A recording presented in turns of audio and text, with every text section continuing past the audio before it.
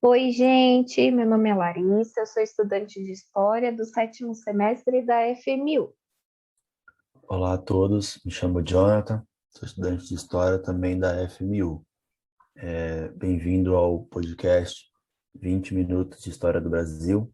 Eu e a Larissa estamos realizando esse projeto que está substituindo o nosso estágio supervisionado, né? O nome do projeto é Humanas e Humanos, que devido a toda a situação sanitária que nós estamos passando, a instituição ela desenvolveu esse projeto para poder substituir o estágio, né, que deveria ser presencial ali, e a gente não conseguiu realizar, né? Então esse projeto é com essa intuição. No podcast de hoje, né, nós estamos ali falando da institucionalização da tortura e os direitos humanos durante o período ditatorial no Brasil, né? Vale lembrar que nós estamos falando ali do período desde o governo de Juscelino Kubitschek até a redemocratização no Brasil, né? Então, se você não acompanhou, eu te convido a acompanhar os nossos podcasts anteriores para você se contextualizar melhor, ter uma compreensão maior do que nós estamos falando aqui e discutindo. Esse projeto ele é voltado para turmas do terceiro ano do ensino médio, mas também não só para eles, né? Então, caso você esteja numa turma anterior, ou você já esteja se formado, tenha se formado na escola, você pode estar acompanhando da mesma forma, não tem problema nenhum, tá bom? Sejam todos bem-vindos ao nossa série, né, de 20 podcasts sobre esses temas eu comentei há pouco. Isso mesmo, esse é o nosso 10º podcast, né? A gente começou falando do Juscelino, né, da política do Juscelino Kubitschek, do período presidencial, e já estamos aqui na parte ditatorial, né, que o Brasil sofreu, dando continuidade ao podcast anterior, né, sobre o mesmo assunto. A gente vai continuar falando um pouquinho sobre a tortura. Hoje a gente vai falar de alguns casos, né, de muitos casos, né? Aqui a gente vai fazer um recorte pequeno, até pelo tempo que a gente tem, é, e também são casos que vieram à tona, né? Que foram trabalhados aí na mídia e que vira e mexe a gente tem acesso a isso, né? Mas acho que vale ressaltar aqui que nós vamos falar de algumas pessoas que foram mortas, torturadas, né? Mas que, se vocês quiserem mais detalhes, né, quiserem entender um pouco mais e conhecer, né, o nome de alguns presos políticos que desapareceram, que sofreram, né, torturas, existe um documento que se chama Comissão da Verdade, né? Ele foi desenvolvido pela PUC e pela USP, né? Foram as duas universidades que estiveram aí à frente desse momento, principalmente a PUC. E eles têm disponível, né?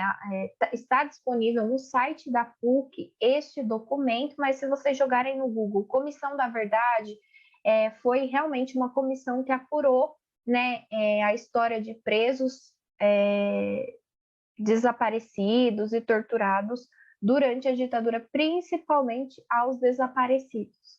Então, é algo muito interessante e também faz parte da nossa história e que, claro, a gente queria abordar aqui, falar, né, de todos ou de todos aqueles que a gente tem ciência, mas infelizmente não é possível por causa do tempo. Mas fica aí a dica, né, e o convite para que vocês leiam, né, entendam o que foi a Comissão da Verdade, qual a sua função, e também, além desse documento escrito, que está disponível na internet, também tem alguns vídeos no YouTube, né? Você tem lá várias playlists, né, que tem vídeos de depoimentos e vídeos de como foi construído esse documento da Comissão da Verdade, né?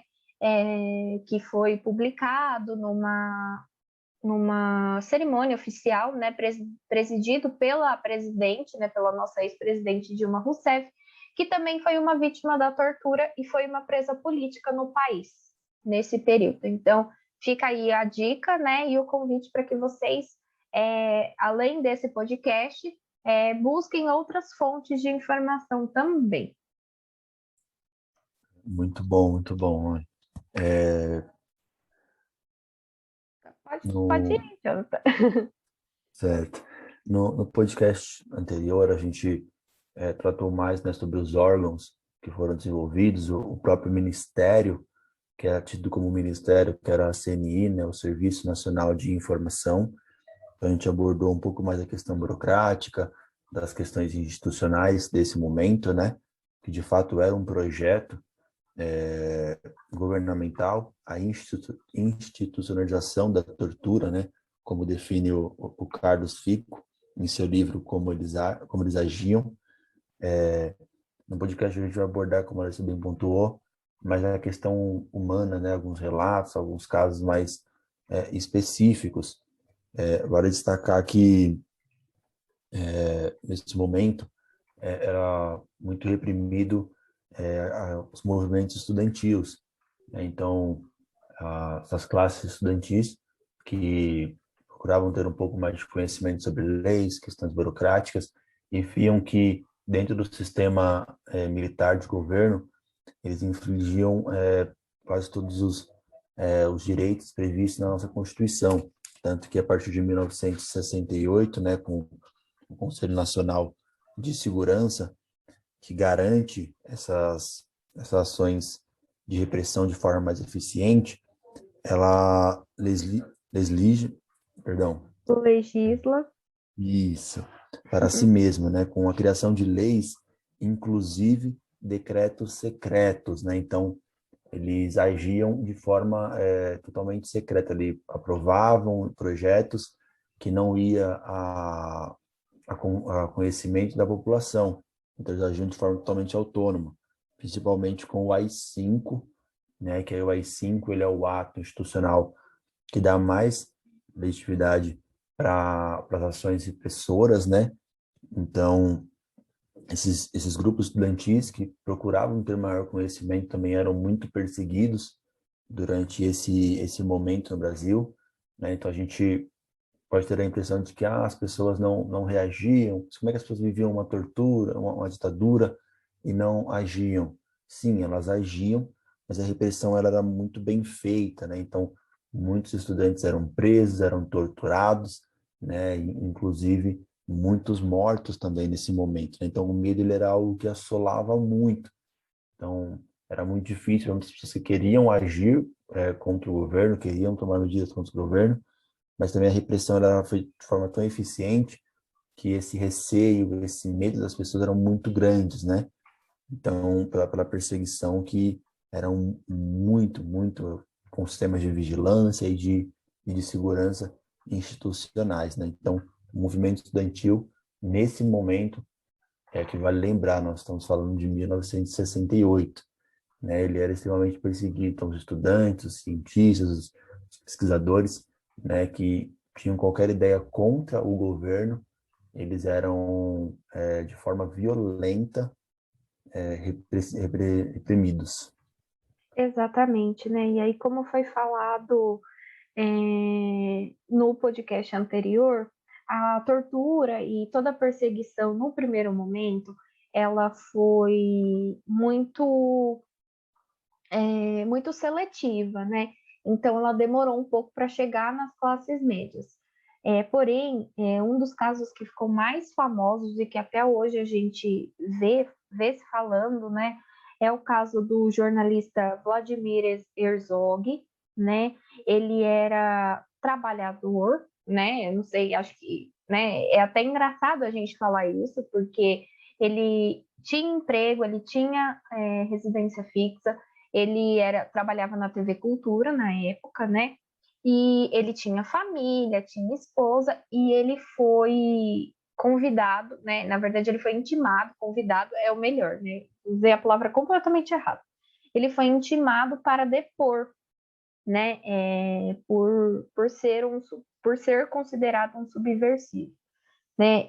Então, o Herzog, ele vai até ao doicode e lá, né, alguns dias depois, a família é notificada no qual ele havia se suicidado. né? E assim, a cena do suicídio foi completamente montada, né? Porque até então ele havia se suicidado, né?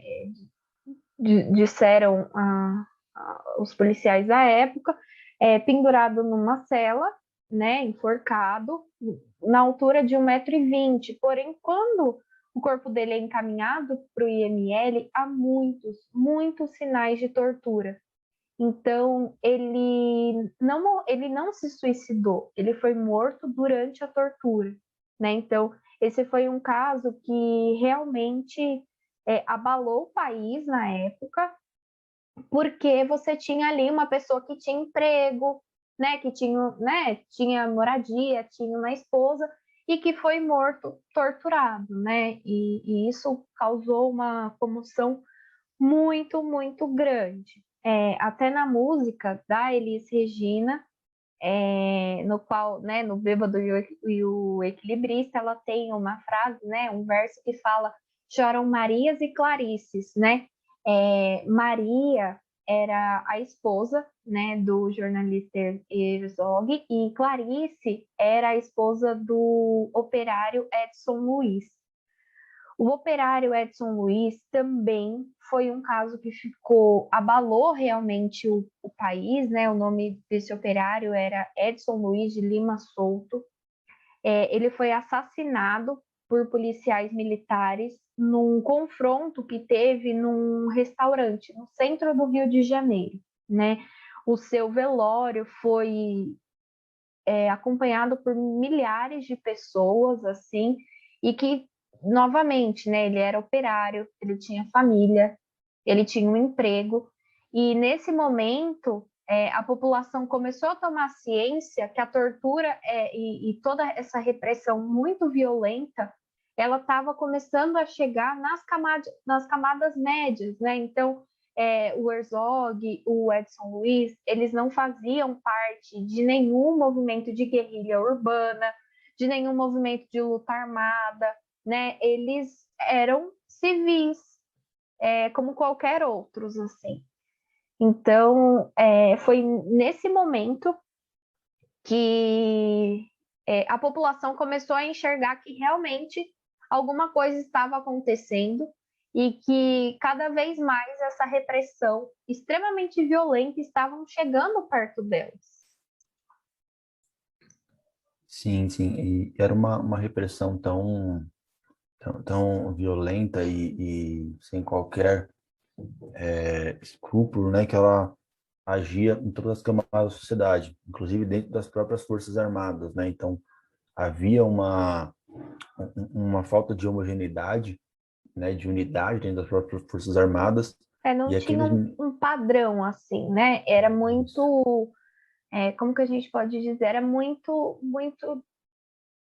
Não existia um padrão. Olha, nós torturamos tal grupo de pessoas, né? Era muito.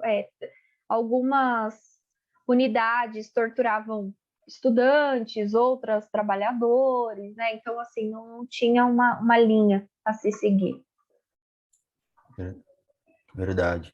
E isso faz com que até muitos militares fossem perseguidos por essa ala mais violenta e mais linha dura, né, do governo ditatorial. Um dos casos também muito conhecido, né, é o da morte do político e guerrilheiro Carlos Marighella, né? Ele fazia parte, era membro da ALN, né, que é a Ação Libertadora Nacional. Então ele já tinha sido baleado, né, em 1964, logo ali no começo da ditadura, pelo governo, né? E ele se recuperou, só que ele tinha muitas ações, ele era um membro ativo de uma luta de fato socialista, né, e pelos direitos humanos e tudo mais. E isso naquele momento, né, era visto, e ele era um marxista, né, de fato, então ele era taxado ali como um inimigo do Estado, né? Então ele promoveu uma série de reuniões, participava de uma série de conferências, uma delas é a Organização da Solidariedade dos Povos da África, Ásia e América Latina em Cuba, né? Então aí já já podemos perceber que para o governo, naquele momento, ele não era alguém bem visto, né? Em 1969, ele foi emboscado, né, em São Paulo por membros do DOPS, né? E aí uma ação totalmente coordenada, uma ação totalmente planejada, uma ação totalmente estudada, e foi quando eles atiraram mesmo de fato para matar, né? Ele foi morto a tiros, né? Foi quase um fuzilamento, né? E tudo coordenado e dirigido pelo delegado Sérgio Paranhos Frueri, né? Então nós podemos perceber aqui que eles agiam realmente em qualquer camada da sociedade, seja você trabalhador das camadas mais baixas, seja você da classe média, seja você um político, né? Seja você propriamente um militar mesmo, ativo dentro do governo militar. Então ninguém estava impune, ninguém estava a salvo, ninguém estava totalmente tranquilo nesse momento no Brasil, né? Então é uma repressão extremamente violenta e que atinge todos e qualquer cidadão brasileiro daquele momento. Exatamente, né? Outra pessoa aí que ela está viva, né? É a Maria Amélia de Almeida Teles. Ela é autora, hoje em dia tem alguns livros publicados. Atualmente ela tem 76 anos, né? E ela ainda participa ativamente de palestras, bate-papos, entrevistas, né? Sobre o período ditatorial brasileiro, com todos os seus relatos, né? Ela é conhecida como Amelinha. A Amelinha, ela foi militante do Partido Comunista do Brasil, PCdoB, né? E ela foi presa pela OBAN, que a gente falou um pouquinho no podcast anterior, né? Que foi a Operação Bandeirantes, e ela foi torturada pelo Brilhante Ustra. E, assim, um dos episódios, acho que mais doloridos, né? De todo o seu relato. Claro que tudo que ela relata é muito triste, né? Ela foi estuprada, ela foi torturada nua na frente dos policiais, e ela e o marido dela, né? E ela relata em muito dos seus depoimentos que o momento mais dolorido para ela foi quando ela foi torturada, ela e o marido torturados na frente dos filhos, né? Ela tinha um casal de filhos e eles eram pequenos na época, eu acredito que tinham por volta de 6, 7 anos, e eles foram torturados na frente dos filhos. Então, olha o tamanho da crueldade do qual ela precisou passar e o tamanho da humilhação que ela foi exposta, né? E esse é só um de centenas de casos que aconteceram nesse período, né? Que, como a gente comentou no começo do podcast, fica aqui o convite para que vocês pesquisem sobre isso, entendam sobre isso. A gente precisa entender o que foi, né, todo esse processo de tortura, e para que nós realmente ficássemos atentos e de qualquer forma a gente combata todo e qualquer tipo de discurso que diga que isso não aconteceu, né? Acho que vale a pena a gente conversar aqui que policiais militares, né, e o exército, eles recebiam gratificações em dinheiro por participarem de ações violentas, né?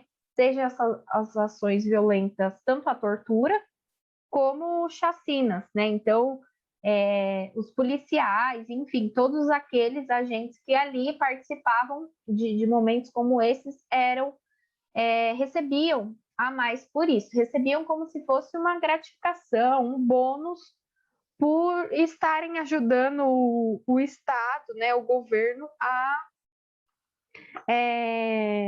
a combater os seus terroristas, como eles falavam, né? E é interessante também a gente falar um pouco sobre as montadoras do Grande ABC, né? Que havia ali um jogo de favores e corrupções com o governo, né? Como a gente falou anteriormente, o Castelo Branco ele favorece muito as empresas multinacionais, no qual você tem aí muitas empresas de pequeno e médio porte abrem falência, né, muitas fábricas, e essas multinacionais, em especial as montadoras, no ABC Paulista, elas ganham muita força, né? Então, a gente também falou um pouquinho no podcast anterior que a própria Volkswagen, ela doa, né, muitos carros, inclusive para a Operação Bandeirantes. Então, acho que vale a pena a gente ressaltar aqui que houve muita participação da sociedade, né? E também toda essa estrutura de poder, repressão, violência, tortura também foi financiada por muitas empresas. Sim, sim, tanto empresas privadas quanto, né, o próprio Estado. A gente comentou um pouco mais no podcast passado que grupos ligados à Fiesp, né, financiavam a OBAN, por exemplo, e participavam das sessões de tortura. Então, membros, né, desses grupos ligados à Fiesp, além de financiar, eles faziam questão de participar, né, como dizemos, ver onde meu dinheiro está sendo investido. Então, eles faziam questão de ver, né. Um caso muito conhecido também é o da presidenta Dilma, né, que também foi torturada, né, pelo Ustra, né, pelo Major Ustra.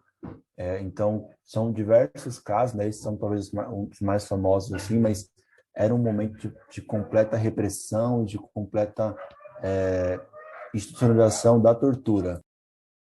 Exatamente. Acho que vale a gente ressaltar que quanto maior foi a resistência, né, contra todas essas ações do governo, maior foi a repressão. Então, quanto mais a sociedade civil ela resistia, mais o Estado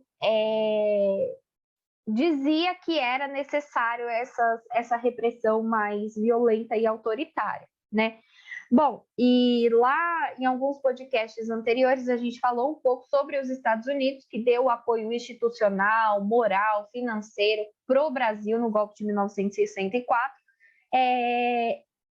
Ele, com o passar, né, alguns dos anos, os casos de violência e de tortura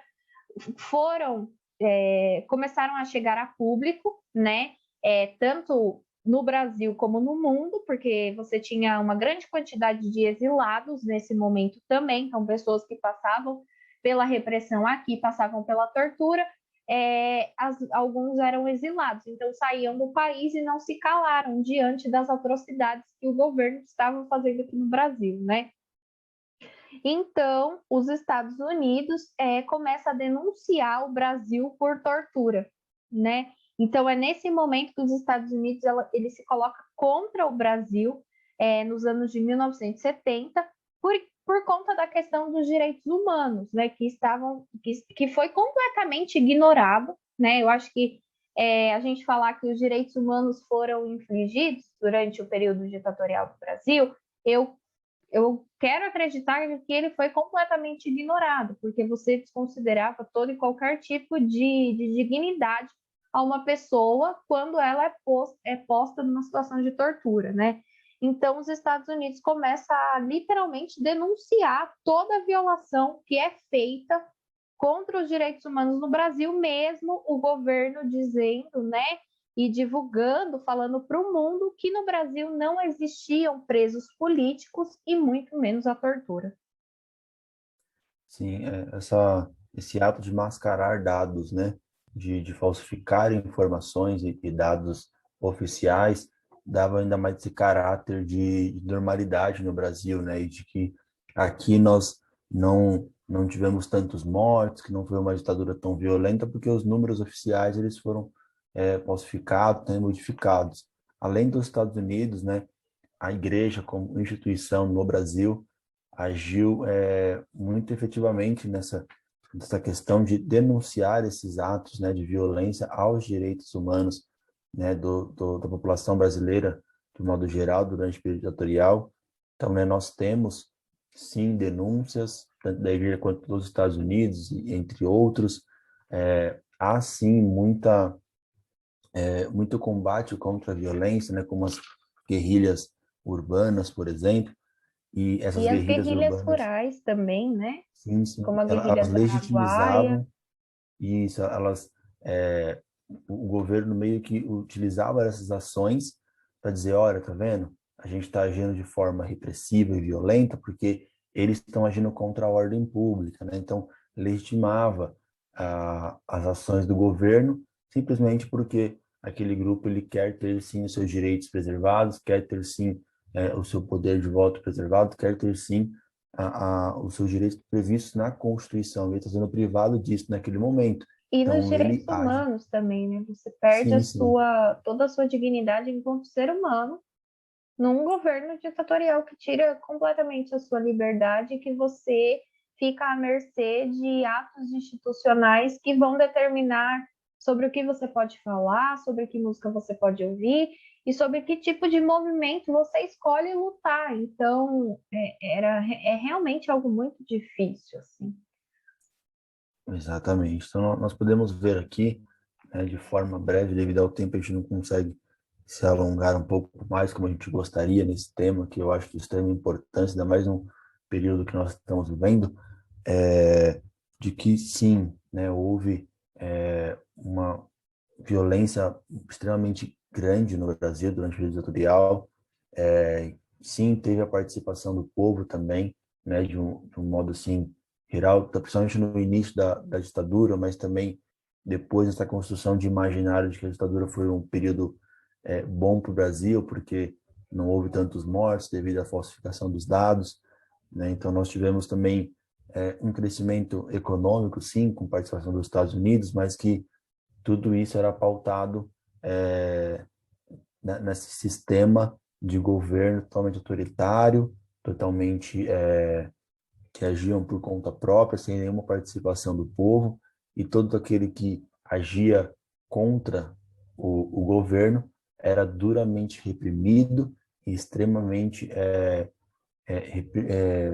repressivo, né, o governo. Então, eles agiam de fato sem nenhum escrúpulo, sem nenhum caráter de querer mostrar que não, nós somos bonzinhos e vamos agir segredamente. Não, eles agiam mesmo de forma a que todos aqueles que estão ali vissem as ações deles. Exatamente. Bom, e aí no nosso próximo podcast a gente vai falar um pouco sobre como foi a repressão, né? E como se deu também a resistência da classe operária nesse período. E fica aqui o convite para que você continue acompanhando, né, a nossa série de 20 minutos de história do Brasil. E a gente se encontra então nos próximos podcasts. Se cuidem, usem máscara e, se possível, fiquem em casa. Se cuidem, pessoal. Tchau. Um abraço a todos. Oi, gente. Meu nome é Larissa. Eu sou estudante de História do 7º semestre da